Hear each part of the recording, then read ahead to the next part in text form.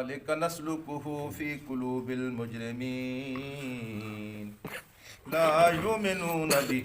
وقد خلت سنة الأولين صدق اللہ العلی العظیم۔ رفقائے محترم، حضرت امام مالک رحمۃ اللہ علیہ سے کسی نے پوچھا تھا کہ اس امت کو ہدایت کس چیز سے ملے گی، تو انہوں نے ارشاد فرمایا تھا کہ اس امت کو ہدایت کل جس چیز سے ملی تھی آج بھی اسی چیز سے ملی تھی، اور کل اس امت کو جو ہدایت ملی تھی وہ اس قرآن کی وجہ سے ملی تھی، اور آج بھی یہ امت اگر ہدایت حاصل کرنا چاہتی ہے تو اس کو اس قرآن کے دامن سے وابستہ ہونا پڑے گا۔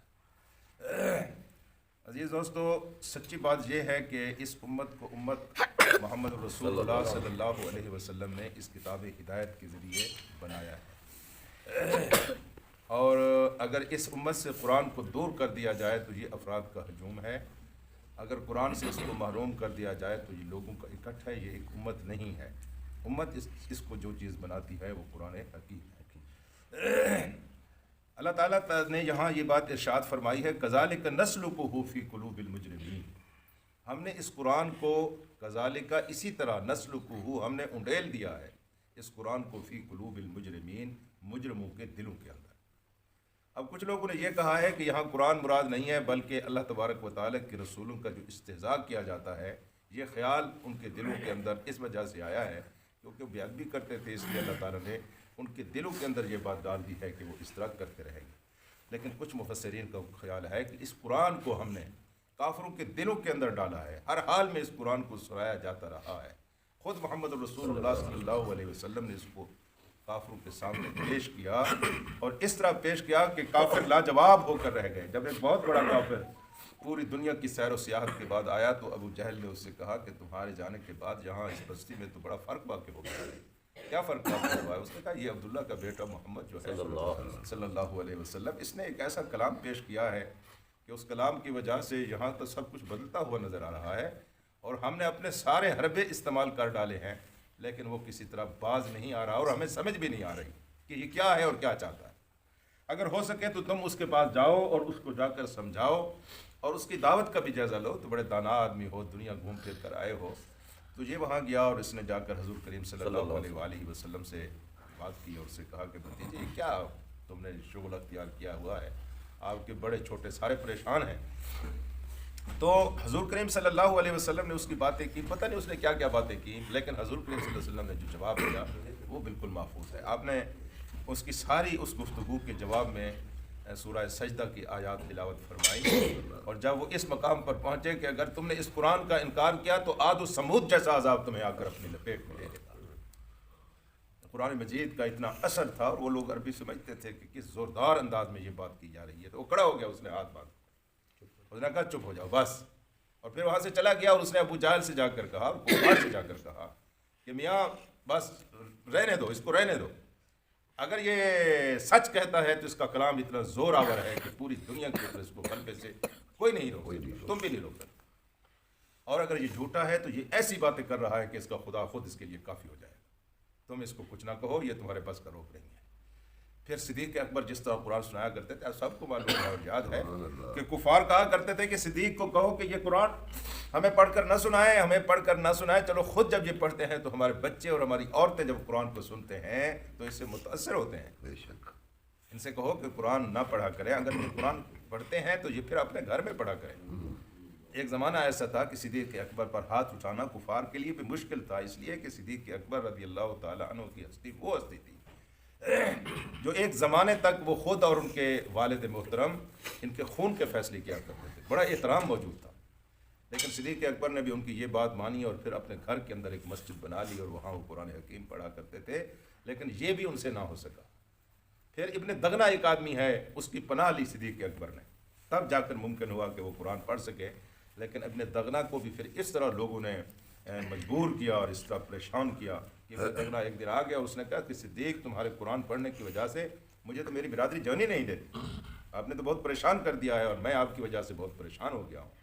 تو صدیق اکبر رضی اللہ تعالیٰ عنہ نے فرمایا کہ ابن دغنا تم اپنی پناہ واپس لے لو، میں جس کا قرآن پڑھتا ہوں وہ خود میری حفاظت کرے گا۔ صدیق اکبر رضی اللہ تعالیٰ عنہ کو پھر جس طرح ستایا گیا آپ سب کو معلوم ہے، لیکن صدیق اکبر نے یہ قرآن سنایا اور یہ قرآن سناتے رہے۔ خود حضرت عمر کا واقعہ صاحب آپ جانتے ہیں، کسی قرآن کی وجہ سے ہو کہ اپنی بہن کو مارتے ہیں اور اپنے بھائی بہنوئی کو مارتے ہیں، بہن کے سر سے جب خون بہنے لگتا ہے تو وہ بھی خطاب کی بیٹی تھی، اس نے کہا بھائی جو کچھ کرنا چاہتے ہو کر گزرو، میں تو اس سے باز آنے والی نہیں ہوں۔ تو بہتا ہوا خون دیکھ کر کچھ دل پسیجا، اس نے کہا ایک عورت ہو کر اتنا سٹینڈ لے لی ہے کہ ہے کیا چیز؟ تو پھر کہنے لگے کہ بتاؤ اور سناؤ وہ کیا چیز ہے، اور وہ آدمی کہاں ہے جو تمہیں سنا رہا تھا؟ تو حضرت خباب نکل کر آ گئے سامنے،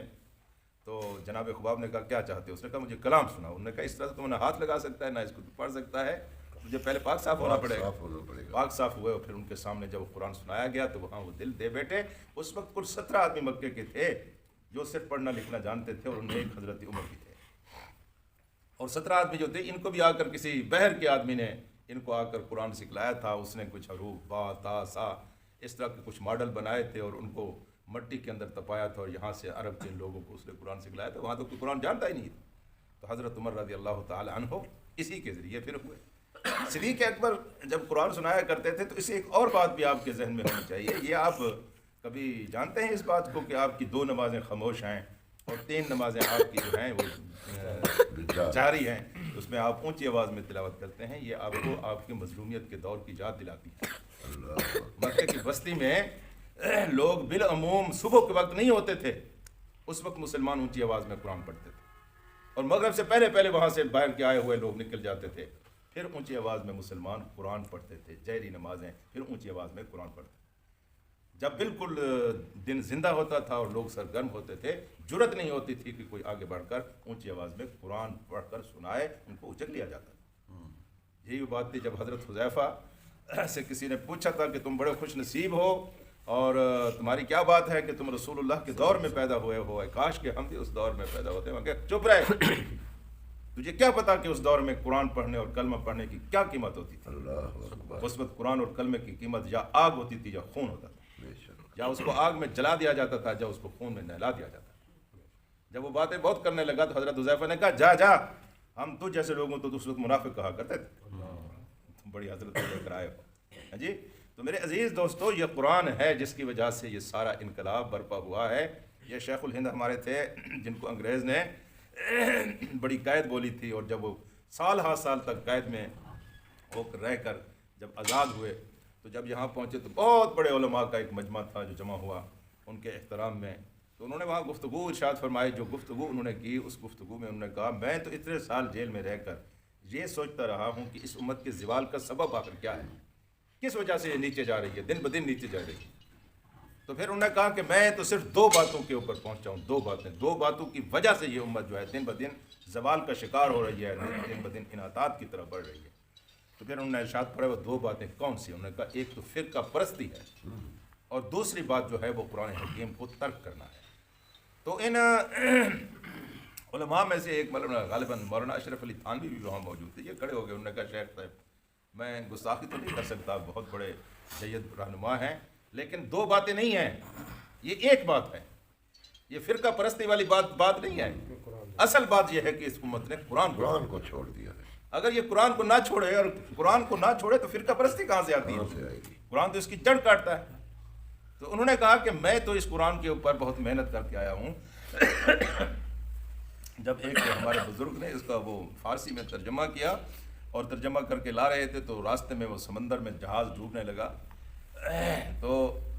انہوں نے اپنے ایک شاگرد سے کہا کہ یہ قرآن کا نسخہ لے لو، یہ میں نے فارسی میں ترجمہ کیا ہے، شاید ہم اس جہاز میں ڈوب کر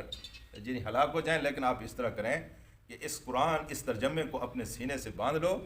شاید ہم اگر کام بھی آ گئے ہماری اس میت کے ساتھ یہ قرآن سینے سے بندھا ہوا ہوگا اور لوگ اس سے استفادہ کریں گے۔ یہ اتنی کام کی چیز ہے کہ اس کے بغیر اس امت کو نجات ملنے والی نہیں ہے۔ تو میرے عزیز دوستو، یہ قرآن ہے کذالک نسلکہ فی قلوب المجرمین لا یؤمنون بہ،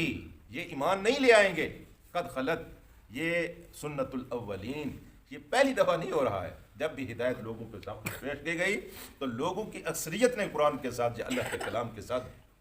بالکل اس طرح کیا جس طرح یہ امت یا یہ کافر اس وقت قرآن کے ساتھ کر رہے ہیں۔ کیا کر رہے ہیں؟ قرآن پیش کیا جاتا ہے، قرآن کو نظر انداز کیا جاتا ہے۔ پہلے بھی لوگ کرتے رہے ہیں اور آج بھی لوگ کر رہے ہیں۔ یہ قرآن مجید میرے عزیز دوستو حقیقت یہ ہے کہ ہمارے تمام مسائل کا حل ہے، ہماری تمام مشکلات کی کنجی ہے اس کے اندر۔ اگر ہم اپنے مسائل کو حل کرنا چاہتے ہیں اور اس امت کو اگر تباہی سے بچانا ہے تو اس کا ایک ہی راستہ ہے کہ یہ امت قرآن کے ساتھ وابستہ ہو جائے۔ اللہم صلی علی